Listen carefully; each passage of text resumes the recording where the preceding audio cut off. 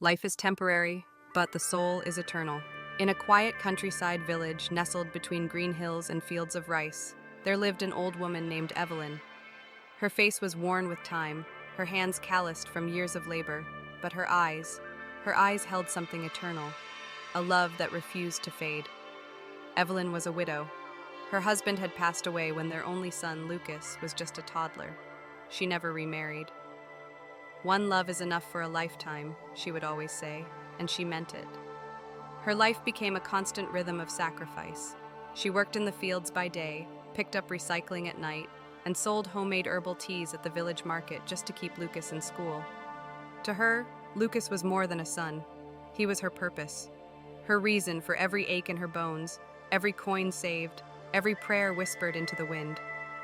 When he got accepted into a prestigious university in the capital city, Evelyn wept. Not from sadness, but from a joy so overwhelming that her frail body could barely contain it. She gave him everything she had saved for years. Even her wedding ring, which she had worn for decades, she placed carefully in a pouch and tucked into his suitcase. "You won't understand now," she had said softly, "but love always protects, even when we are far apart." Lucas left, full of ambition, full of dreams. He promised to call often.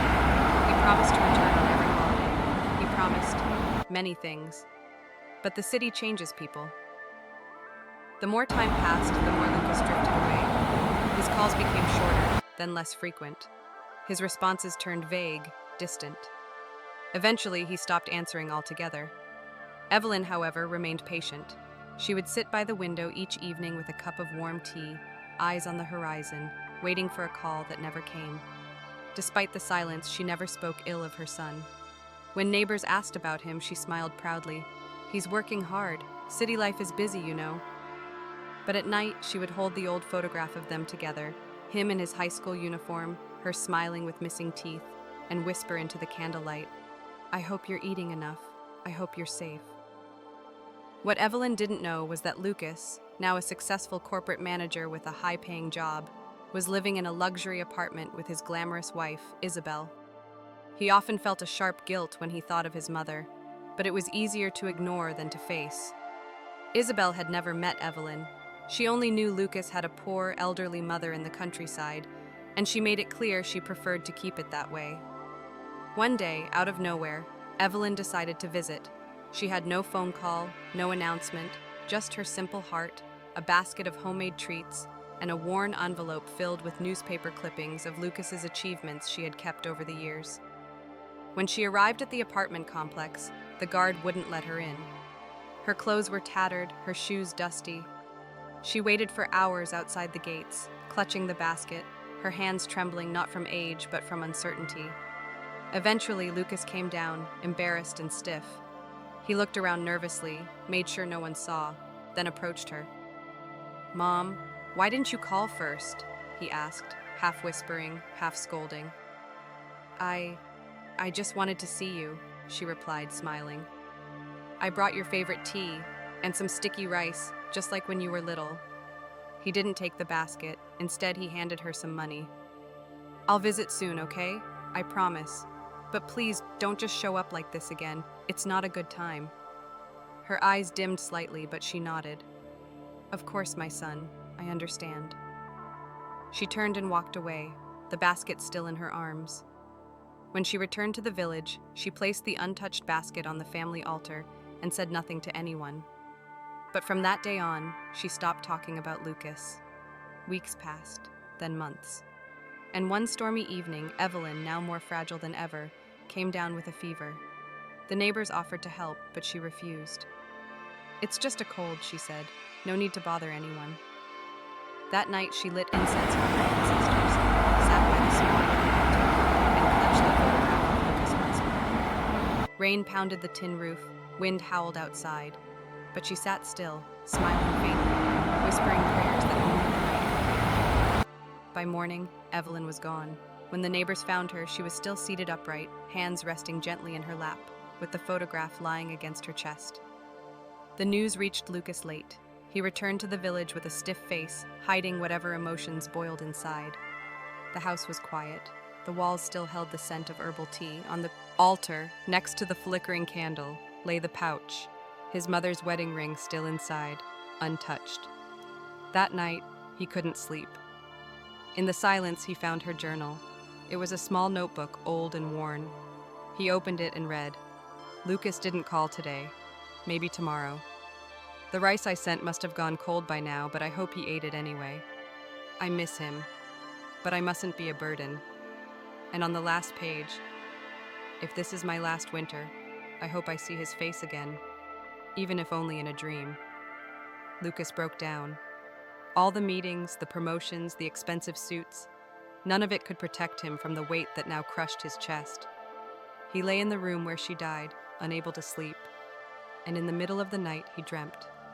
He saw Evelyn standing under the tree behind their old house. She was younger, radiant, dressed in white. She looked at him and smiled. "You don't need to be sorry," she said. "I never needed gifts or apologies. I only ever wanted you to be kind."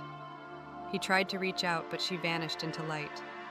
When he woke up, the pillow was soaked. The next morning, Lucas stood in front of the mirror and didn't recognize himself. Something in him had shifted. Finally, completely. What do we call this? Regret? Redemption? Awakening? The soul always remembers what the mind tries to forget. And perhaps, just perhaps, Evelyn had known all along. Life is temporary, but the soul is eternal.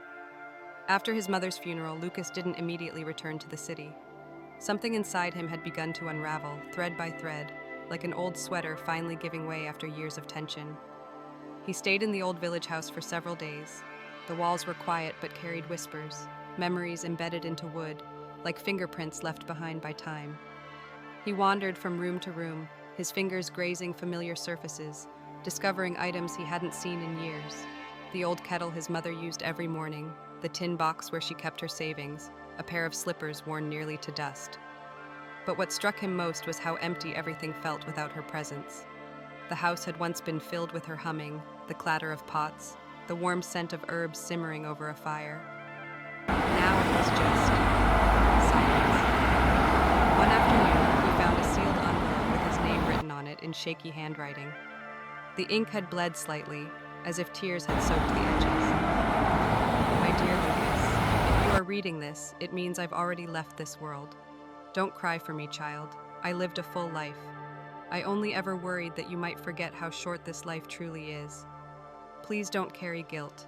Guilt is heavy, heavier than any sin. Instead, carry love. Live kindly. That's all I ever hoped for. In my next life, I will still wait for you. But maybe, next time, we'll meet sooner."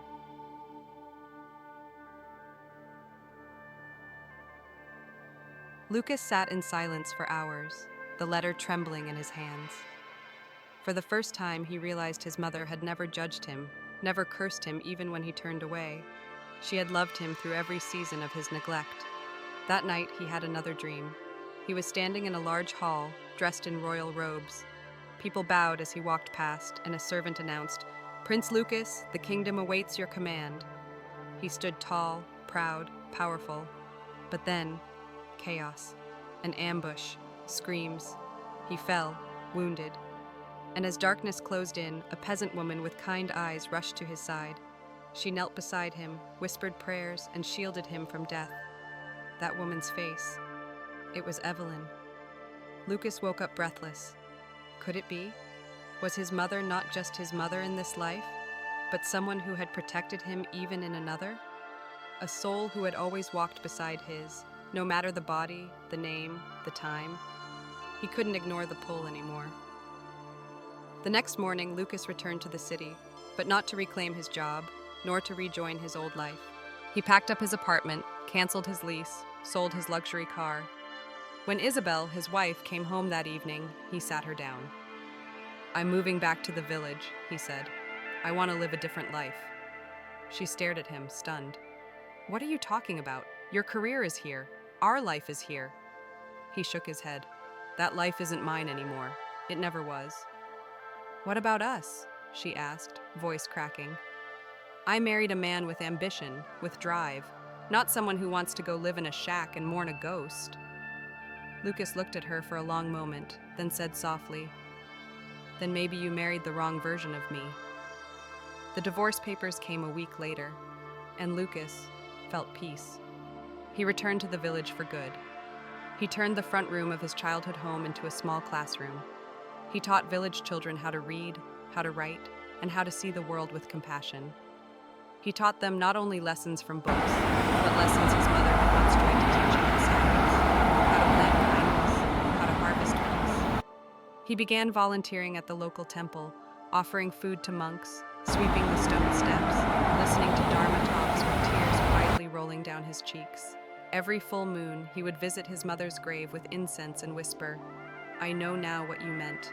Life is brief, but the soul remembers."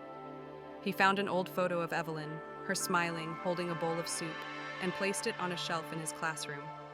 Beneath it, he wrote one sentence on a piece of parchment: "Let us live in such a way that our souls won't have to return with regrets." Some villagers gossiped. They said Lucas had lost his mind, giving up wealth and power for this?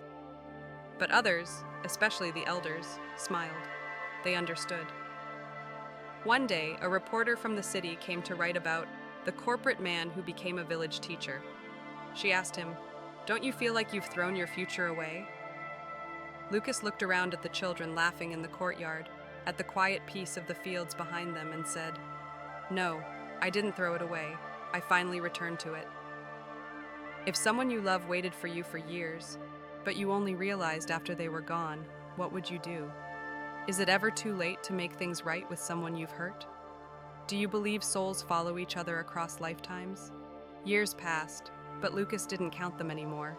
He no longer lived by deadlines or quarterly reports.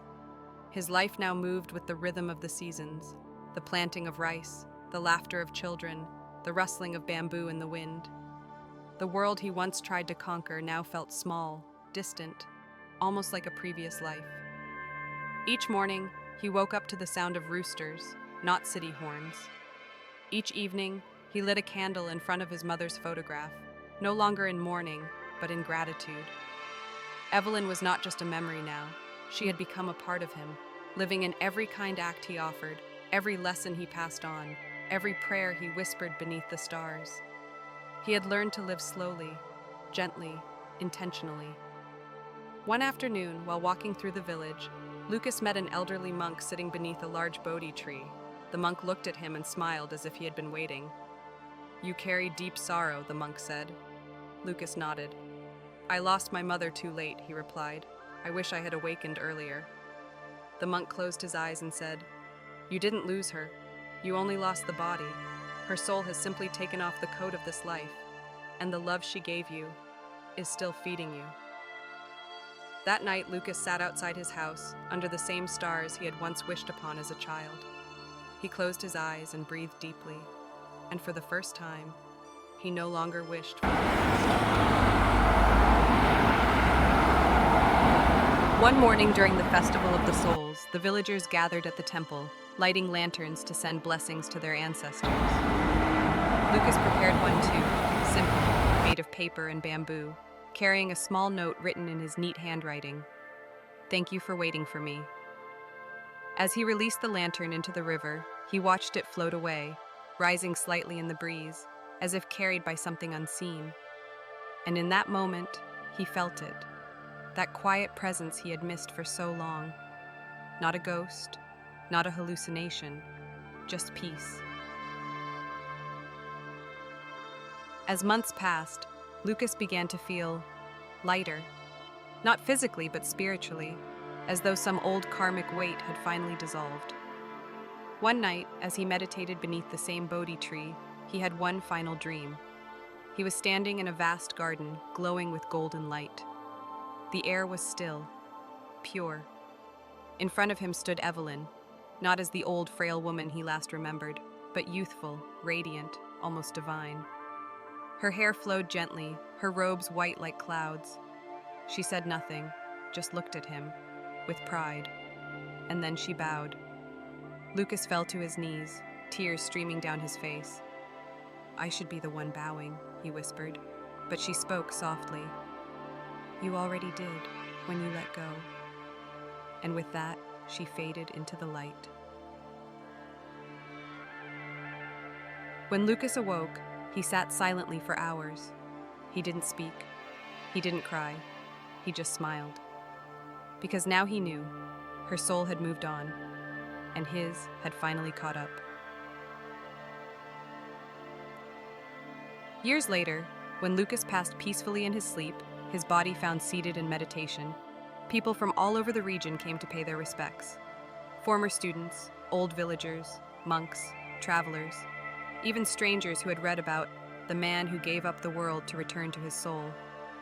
In the room where his ashes were kept, beside the altar, there was only one photograph on the wall, a picture of Evelyn smiling. And beneath it, carved into wood, life is temporary, but the soul is eternal. Have you ever felt like someone you love was meant to find you, across lifetimes? Is there someone you need to forgive before it's too late? Would you trade worldly success for inner peace? Lucas didn't wait for another life to change. He chose to transform in this one. Would you have done the same?